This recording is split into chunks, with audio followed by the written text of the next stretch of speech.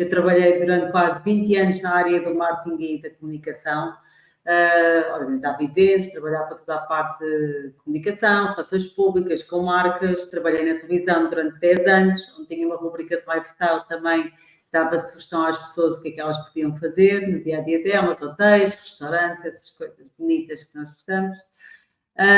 Mas há cerca de 10 anos tive assim uma fase mais complicada na minha vida, que me levou a repensar a minha vida e que foi o meu ponto de viragem, não é? Quando fui mãe do meu segundo filho, ele foi uma criança um bocadinho difícil no que dizia respeito ao sono, e então as noites mesmo muito mal dormidas começaram a deixar-me acordar com muito cansaço, muita desmotivação e a perder-me um bocadinho o meu sentido de vida. E isso levou-me a começar a procurar ferramentas que eu não tinha até então, porque senti mesmo a começar a ficar muito deprimida, a vida realmente começou a deixar de fazer sentido e eu comecei a ficar assim um bocadinho perdida.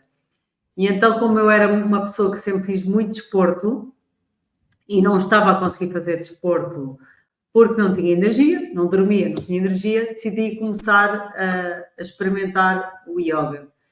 E o yoga, que até então para mim era uma coisa que eu tinha uma imagem de uma coisa muito aborrecida, não é? Uma coisa chata.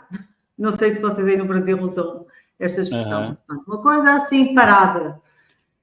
E então fui experimentar a minha primeira aula de yoga e foi uma surpresa muito grande, uma transformação enorme, porque foi um momento em que eu senti uma grande conexão entre o meu corpo e a minha mente.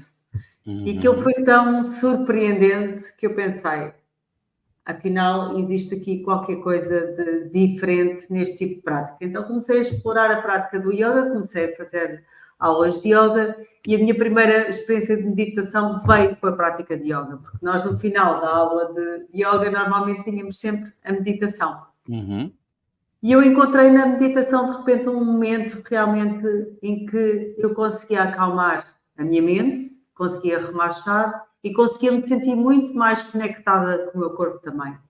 Então comecei muito por aí a explorar essa ferramenta, a começar a fazer mais yoga, a praticar meditação, a introduzir devagarinho a meditação no meu dia-a-dia. Confesso que fui experimentando estratégias, não é? Porque para mim, por exemplo, que tinha uma mente muito inquieta, eu senti uma mente hiperativa, tive que experimentar tipos de meditação e para mim, por exemplo, no início a meditação que mais sentido fazia era os mantras, porque os mantras com a repetição e o tipo de música que estava por trás da repetição, aquilo era algo que eu conseguia manter a minha mente focada naquela repetição daquelas palavras. Mas, por exemplo, hoje, algumas das meditações que eu mais gosto de fazer é no silêncio.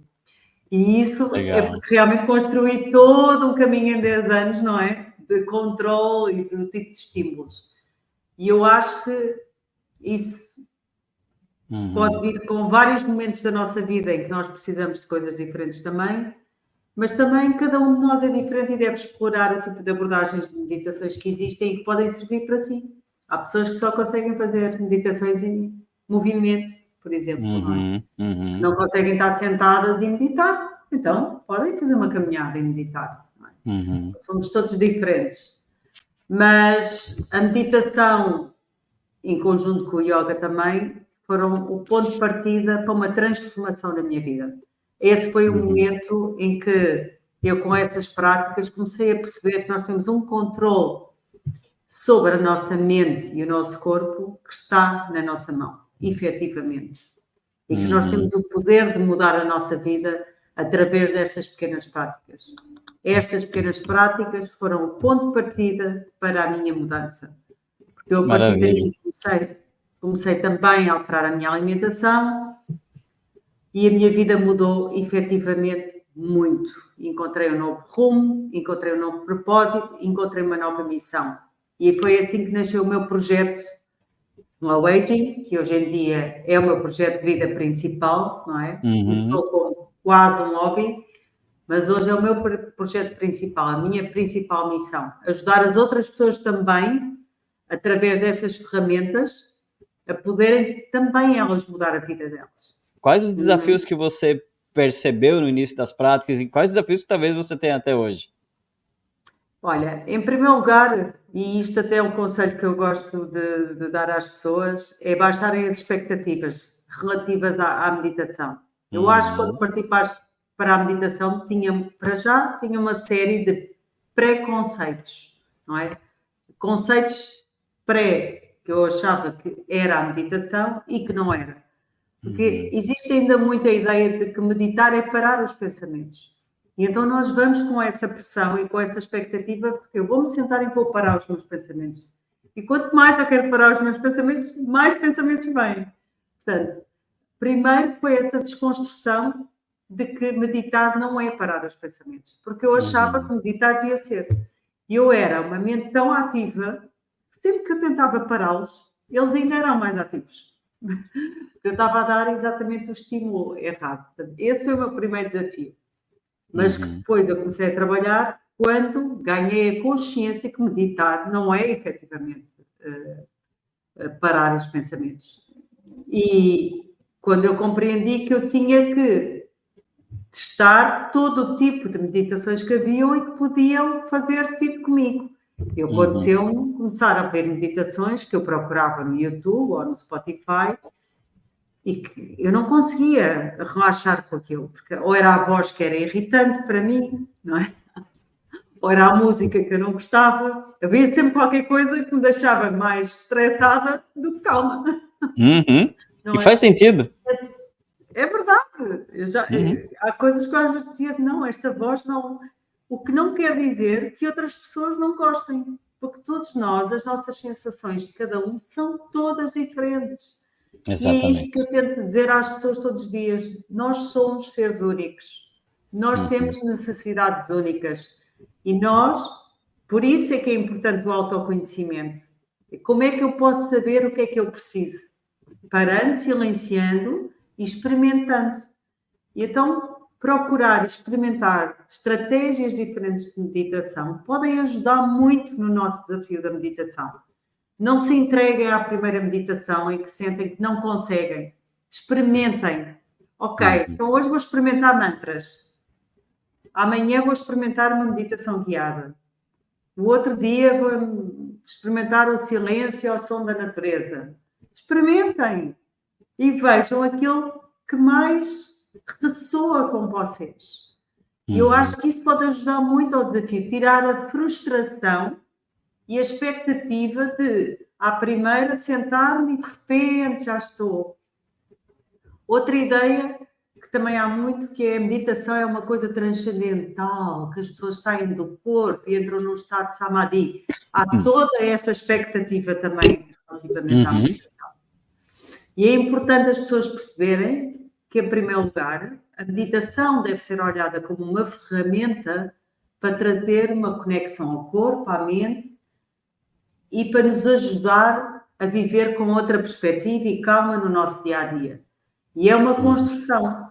Eu também não tenho um corpo definido e trabalhado se eu não fizer ginástica todos os dias. Então, eu olho para a meditação como um músculo que eu tenho que trabalhar diariamente para ele desenvolver, não é? Então, eu desenvolvendo esse músculo, eu aí, um dia, até posso, se calhar, sair para além do meu estado e para outro tipo de conexões. Mas acho que para quem começa a meditação que deve começar sem essas expectativas, sem pressão, e sim com a meditação com curiosidade, como se fosse uma criança a experimentar algo novo. Divirtam-se com o processo de experienciar a meditação, sem esta pressão. A vida já tem demasiada pressão. E eu acho que os desafios que eu tive foi exatamente pelas expectativas, pelos preconceitos que existem sobre o que é meditação, não é? E então ficava sempre naquela frustração, o que era, e era muita coisa, parecia que a minha cabeça ainda pensava no triplo dos pensamentos, aqueles que era suposto pensar. Exato. Hoje em dia, como eu trabalho muito com meditação, eu tenho uma consciência diferente de meditação.